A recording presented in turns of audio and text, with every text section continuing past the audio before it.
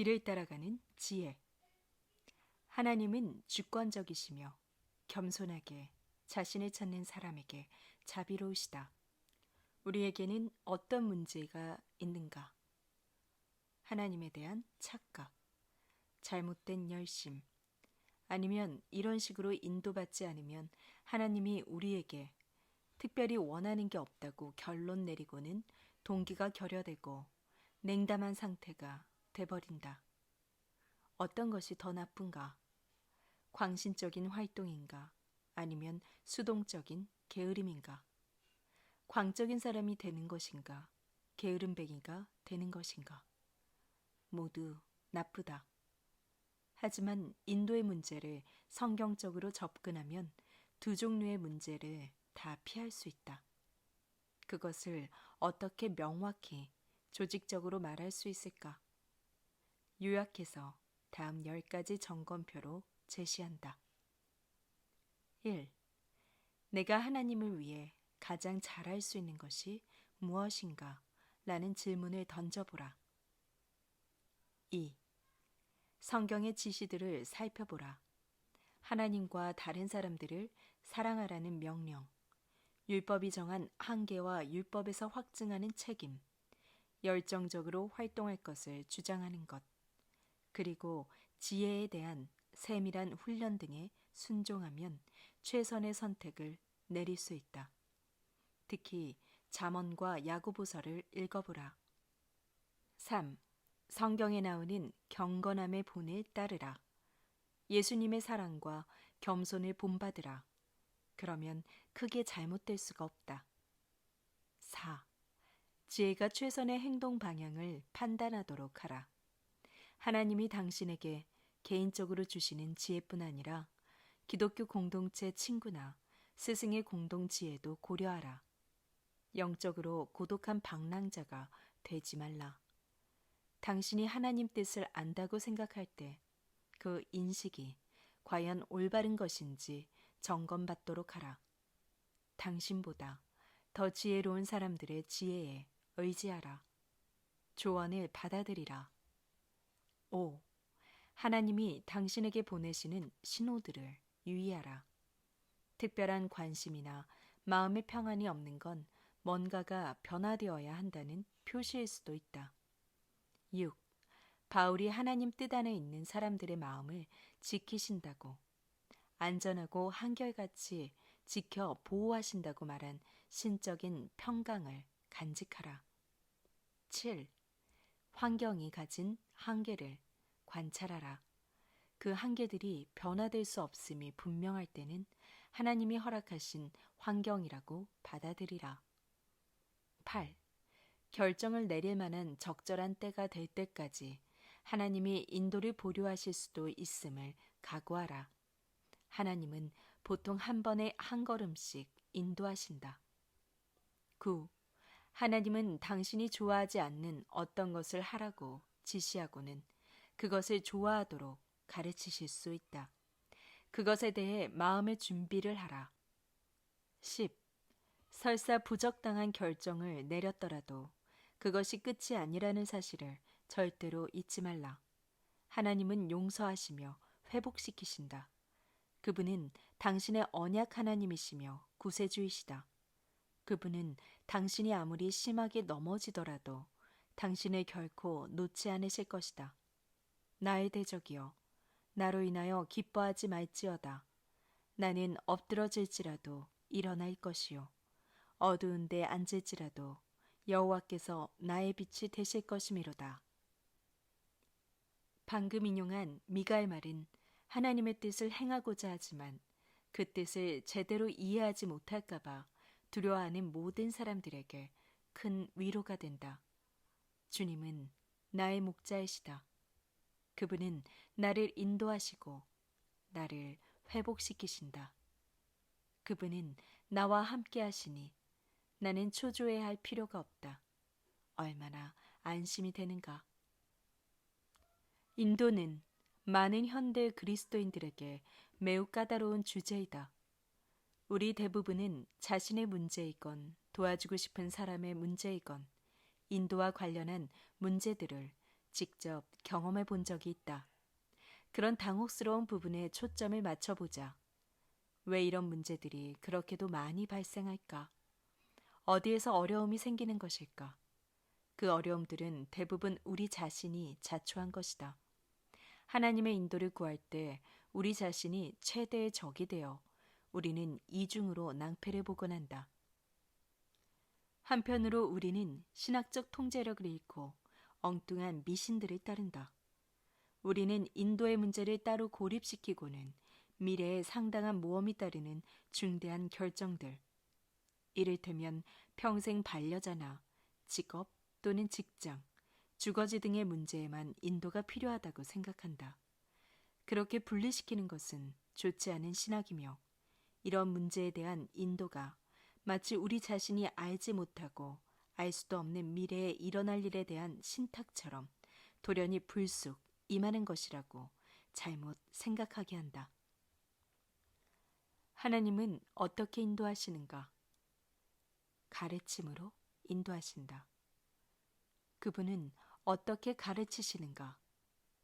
우리 환경을 형성하시거나 그분 말씀을 이해하고 상황에 적용하는 지혜의 은사를 주심으로 교훈하신다.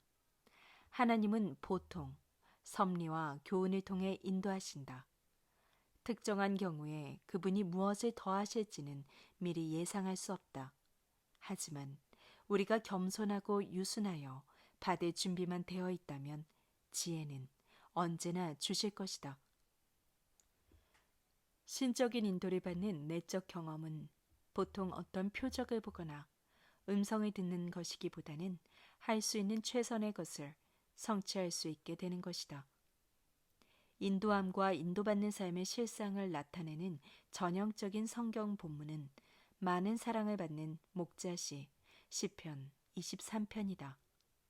그리스도인들은 그 시편을 신자가 성부, 성자, 성령이신 하나님, 그들이면서 그분인 삼위 하나님의 인도를 받는다는 것이 무엇인지 선포하는 말로 읽어야 한다. 거기서는 성도를 신의 힘으로 인도받는 양으로 묘사한다. 나는 어리석고 길을 잃기 쉬우나 나의 언약의 하나님은 나를 안전하게 지키시고 나의 생명을 유지시켜 주실 것이다.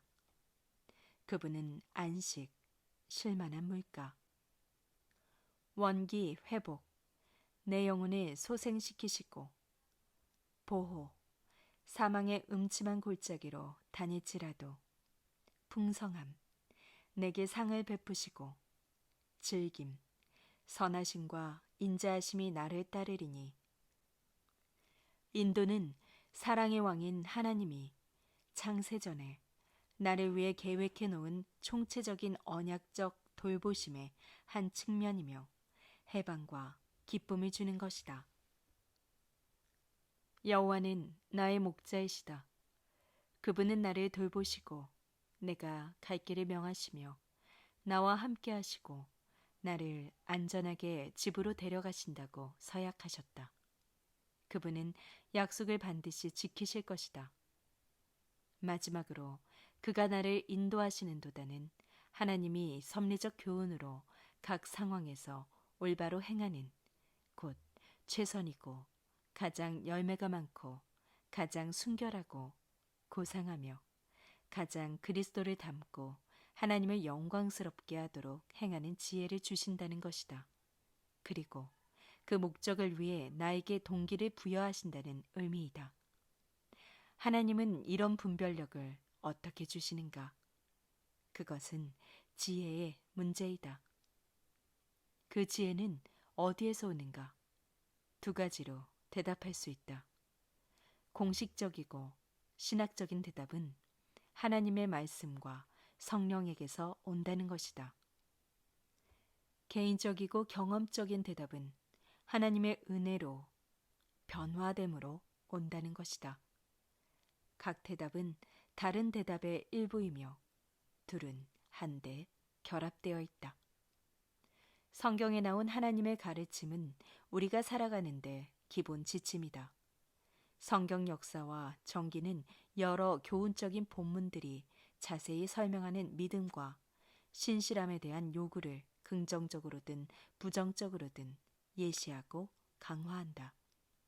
성경의 영감을 불어넣으신 성령께서 그것이 진짜 하나님 말씀임을 증명하여 그 권위를 의심할 수 없게 만든다. 성령님은 또한 성경을 읽고 묵상하며 다른 사람들이 해석하는 것을 읽을 때 우리에게 해석해 주신다. 해석이란 말씀이 어떻게 적용되는지 보는 것이다. 주석들은 본문에서 저자가 원독자들에게 하려는 말을 가르쳐 줄 수 있다. 하지만 오늘날 우리 삶에 무엇을 의미하는지는 성령만이 보여줄 수 있다. 성령을 통해서만 실제로 성경에서 인도받을 수 있다. 언제나 믿음과 회개와 헌신과 성령으로 변화되어야만이 가장 좋고 거룩한 일을 내적으로 분별할 수 있다. 로마서 12장 첫머리에 나오는 말씀은 잘 아는 말씀이다. 그러므로 형제들아, 내가 하나님의 모든 자비하심으로 너희를 권하노니 너희 몸을 하나님이 기뻐하시는 거룩한 산 제사로 드리라. 이는 너희의 드릴 영적 예배니라. 너희는 이 세대를 본받지 말고 오직 마음을 새롭게 함으로 변화를 받아. 하지만 그 다음에 나오는 말씀은 덜 강조된다. 하나님의 선하시고 기뻐하시고 온전하신 뜻이 무엇인지 분별하도록 하라. 로마서 12장 22절. 인도는 자신을 죄에서 구원해 주시도록 하나님께 의지하는, 정확히 말하면 예수 그리스도께 의지하는 사람에게 주시는 하나님의 선물이다. 온유한 자를 공의로 지도하시며 온유한 자에게 그 도를 가르치심이로다.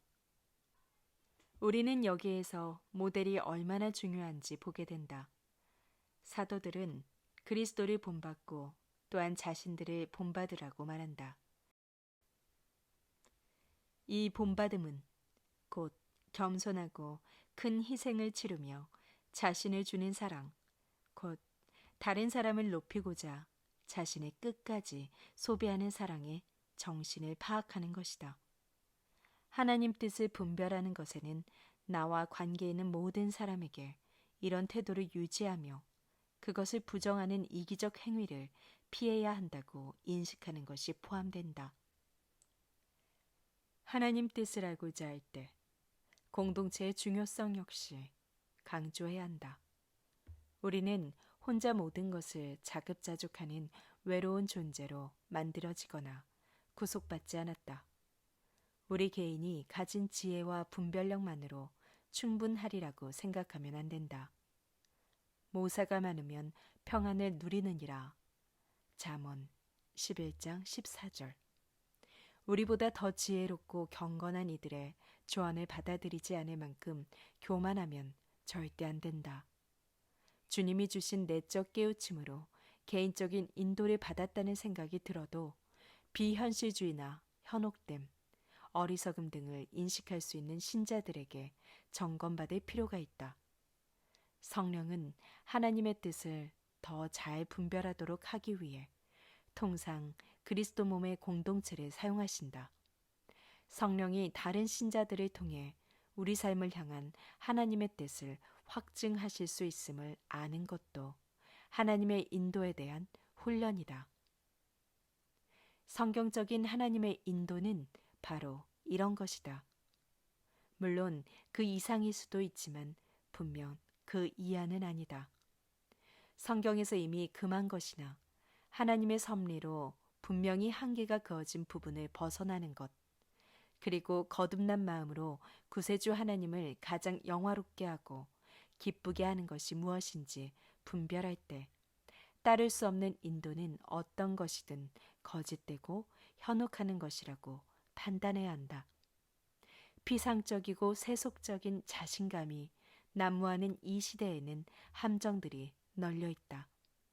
사실은 욕심에 끌려 나쁜 길로 들어서고 있으면서 하나님의 인도를 받았다고 상상하여 우리 자신과 다른 사람들을 속이는 일이 없도록 제3, 제4, 마음을 살펴야 한다. 하지만 하나님은 여전히 신실하시며 여전히 모든 그리스도인들을 정직하고 참되게 자기 이름을 위하여 의의 길로 인도하시는도다 라고 증거할 수 있다. 그 거룩한 이름을 찬양할지어다.